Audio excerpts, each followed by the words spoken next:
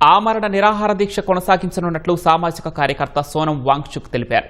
CJP తలపెట్టిన చెలో సంసద్ మార్చిలో విద్యార్థులపై పోలీసుల ఉక్కుపాదాన్ని నిరసిస్తూ ఈ నిర్ణయం తీసుకున్నట్లు వెల్లడించారు. పార్లమెంటు సభ్యులను కలిసేందుకు విద్యార్థులను అనుమతించే వరకు దీక్ష విరమించేది లేదని స్పష్టం చేశారు. ఈలోగా కేంద్ర విద్యాశాఖ మంత్రిని కేబినెట్ నుంచి తొలగించాలని డిమాండ్ చేశారు. ఢిల్లీలోని సఫ్దర్జంగ్ ఆసుపత్రిలో చికిత్స పొందుతున్న వాంగ్చుక్ అక్కడి నుంచి ఒక ప్రకటనను విడుదల చేశారు. పోలీసుల నుంచి కవ్వింపు చర్యలు ఎదురైనా విద్యార్థులు సంయమనం పాటిస్తూ శాంతియుతంగా నిరసన తెలపడం ఎంతగానో కదిలించిందన్నారు. విద్యార్థుల సమస్యలను పార్లమెంటు దృష్టికి తీసుకువెళ్లేందుకు అనుమతించి ఈ సమస్యను పరిష్కరించాలని కేంద్ర ప్రభుత్వాన్ని కోరారు.